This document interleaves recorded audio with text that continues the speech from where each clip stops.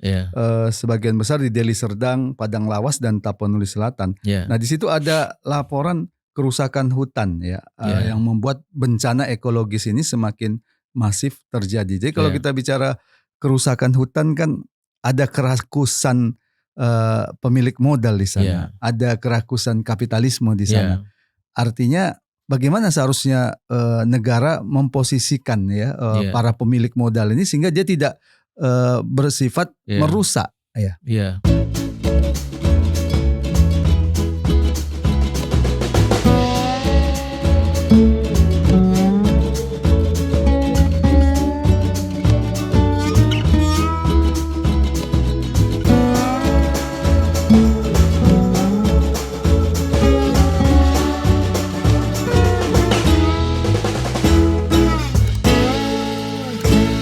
Assalamualaikum warahmatullahi wabarakatuh.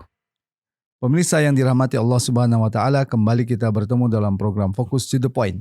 Kali ini kita akan membahas bencana alam yang terjadi di beberapa tempat di Pulau Sumatera. 3 provinsi, Sumatera Utara, Sumatera Barat, dan Aceh dilanda banjir hingga tanah longsor.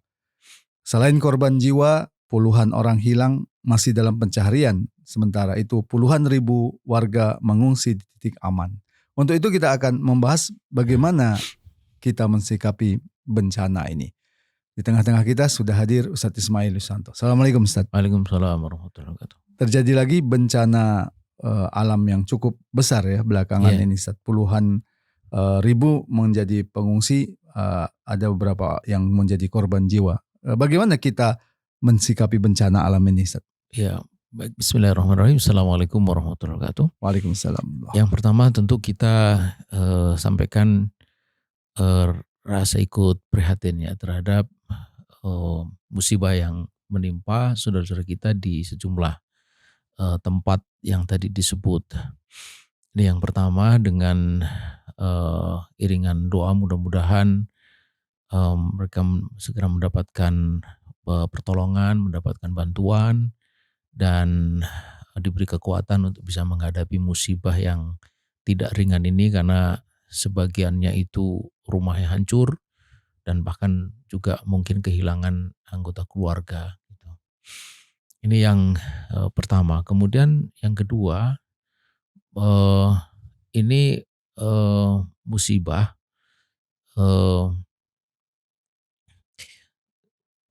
tidak ada cara lain memang untuk harus kita hadapi dengan penuh kesabaran gitu. Sebagaimana Allah Subhanahu wa taala tuntun kepada kita. Wa basyiris sabirin, ya. Kabarkanlah kepada orang-orang yang sabar. Alladzina idza asabatum musibah, itu orang-orang yang apabila ditimpa musibah, qalu inna lillahi wa inna ilaihi raji'un. Mengucapkan kalimat istirja ya. Mengembalikan ini kepada Allah Subhanahu wa taala, bahwa segala sesuatu itu milik Allah dan semuanya akan kembali kepadanya. Dengan kesabaran itu Allah katakan ulaika, mereka itu akan mendapatkan rahmat, mendapatkan petunjuk dari Allah Subhanahu wa taala. Ini yang kedua ya. Kemudian yang ketiga adalah bahwa ujian ini bila disikapi dengan benar, ini sesungguhnya satu ujian ya, yang bila disikapi dengan sabar, insya Allah ini akan ada dua. Yang pertama itu mengangkat derajat, dan yang kedua akan menghapuskan dosa ya. Allah Subhanahu wa taala juga mengatakan walanabluwannakum bisyai'in minal khauf wal ju' wa naqsim minal amwali wal anfusi wath thamarat. Itu wa basyirus sabirin, lanjutan dari ayat tadi itu.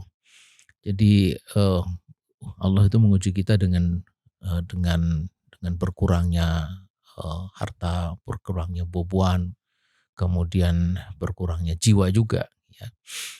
Ada rasa takut di situ.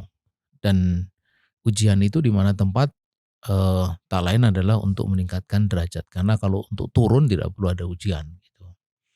Tentu bila disikapi dengan sabar. Dan yang menarik adalah Nabi mengatakan kalau Allah itu mencintai suatu kaum, ibtalahum, maka Allah itu akan mengujinya gitu. Dan sekali lagi bila dengan sabar, insya Allah itu akan menghapus kesalahan atau dosa di hadapan Allah Subhanahu Wa Taala gitu. Ini yang ketiga. Kemudian yang keempat, eh, tentu ini harus menjadi pelajaran penting bahwa bahwa memang ini curah hujan luar biasa. Disebut-sebut bahwa ini eh, curah hujan terbesar ya, dalam beberapa puluh tahun terakhir. Nah, tetapi ketika banjir itu membawa kayu gelondongan ya, yang membuat akhirnya banjir memiliki daya rusak yang luar biasa, ya, jembatan ambrol dan sebagainya. Ini pasti bukan hanya karena eh, curah hujan, tapi pasti ada tindakan manusia yang merusak keseimbangan alam.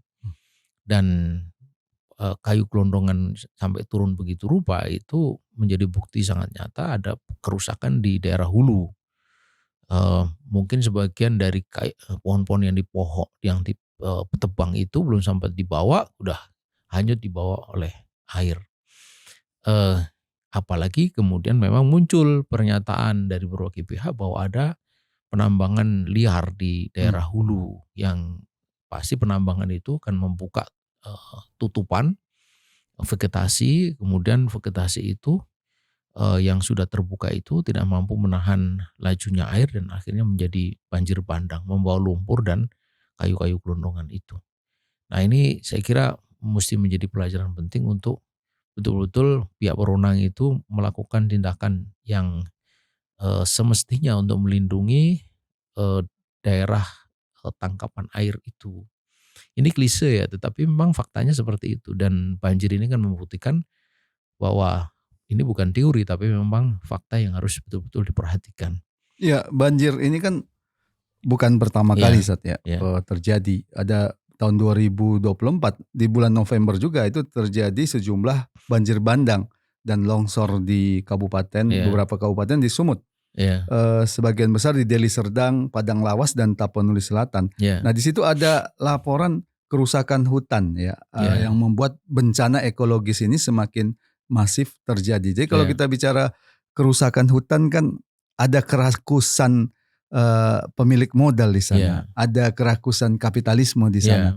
Artinya bagaimana seharusnya negara memposisikan para pemilik modal ini sehingga dia tidak bersifat merusak.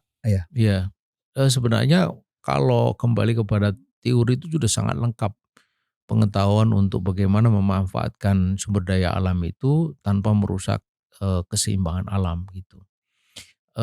Tapi ini hari semua teori itu tidak berlaku.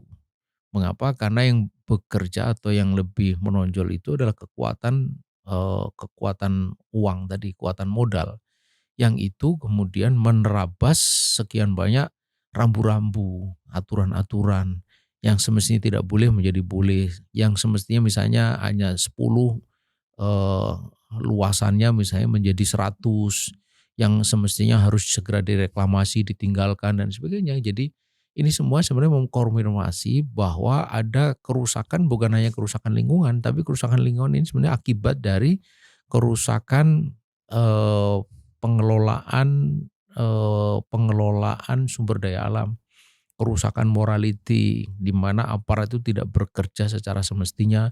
Di situ ada kolusi di antara pemilik modal, mereka yang berkehendak untuk mengeksploitasi sumber daya alam dengan para birokrat yang sebenarnya menjaga supaya sumber daya alam itu bisa dinikmati oleh rakyatnya seoptimal mungkin dan tidak merusak alam. Nah, ini yang terjadi. Jadi ini semua itu membukakan perkara yang selama ini tersembunyi. Sebagian besar rakyat mungkin tidak tahu apa yang terjadi di hulu sana gitu. Tapi setelah banjir semuanya jadi terbuka. Kalau kita tarik secara politik kebijakan tambang kita, pengelolaan sumber daya alam kita yang cenderung memberikan jalan kepada para pemilik modal untuk menjadi rakus itu tidak bisa dilepaskan dari proses legislasi dalam sistem politik yang demokrasi ini. Bagaimana Ustadz Ismail melihat bahwa faktor legislasi ini memberikan sumbangan besar terhadap kerakusan kapitalisme? Undang-undang Minerba itu memberikan ruang sangat besar kepada swasta untuk mengeksploitasi sumber daya khususnya barang-barang tambang. Dan tabiat korporasi swasta itu pasti dia akan mengoptimalkan seluruh daya untuk meraup keuntungan sebesar-besarnya gitu. Jadi itu sudah rumus umum. Karena itu sebenarnya kalau kita kaitkan dengan kerusakan alam, ini titik pangkalnya itu di sini. Kesalahan pertama itu di sini, melepaskan ini kepada swasta. Maka teori reklamasi, kemudian pengeksploitasi dengan hati-hati itu tidak berlaku. Kalau bisa itu keruk sebanyak-banyaknya dalam tempo sesingkat-singkatnya. Andai undang-undang itu hanya menetapkan perusahaan negara yang mengeksploitasi, maka yang akan mengeksploitasi itu cuma satu pihak, yaitu perusahaan negara. Dan perusahaan negara itu bisa dikendalikan oleh karena dia tangan negara gitu. Dan jika pun menimbulkan kerusakan, tudingan juga bisa dialamatkan pada satu titik. Sekarang siapa coba? Udah banyak sekali di situ. Dan masing-masing pasti akan berebut untuk mengeksploitasi sebanyak-banyak karena mereka tahu bahwa ini waktu pendek. Mumpung dapat izin, mumpung masih bisa kolusi dengan aparat dan sebagainya gitu. Situasi politik bisa berubah. Situasi bisa berubah. Makanya kemudian kalau bahasa Jawanya itu sawur-awuran gitu. Kayak begitu. Nah, dalam Islam tentunya keberadaan pemilik modal ini sebenarnya kan bukan hal yang salah Karena dalam bisnis tentu pemilik modal ini dibutuhkan begitu. Nah, bagaimana Islam itu mencegah di satu sisi para pemilik modal ini memang dibutuhkan dalam roda ekonomi, tapi di sisi lain mencegah kerusakan akibat kerakusan para pemilik modal ini.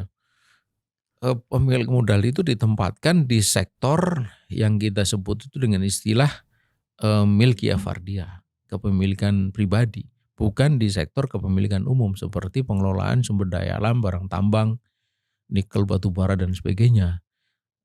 Karena itu maka jika mereka itu ada di sektor atau wilayah kepemilikan pribadi, dia tidak akan menjadi sebuah kekuatan yang destruktif gitu.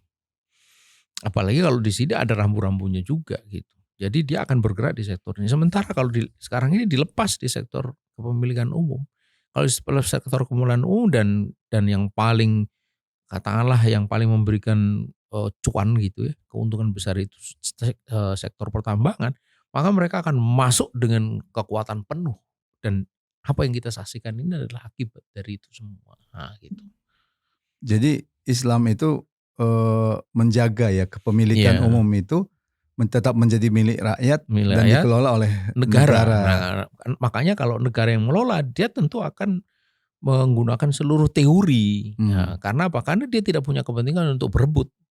Dan tidak ada kepentingan untuk bergegas, apalagi kemudian ditambah tak peduli terhadap keseimbangan lingkungan dan sebagainya. Gitu. Artinya negara akan tetap menjaga kemaslahatan masyarakat. Terima kasih Ustadz Ismail. Pemirsa, demikian tadi pembahasan kita tentang bagaimana Islam mensikapi bencana. Sebagai bencana, sebagai musibah, tentu kita harus bersabar.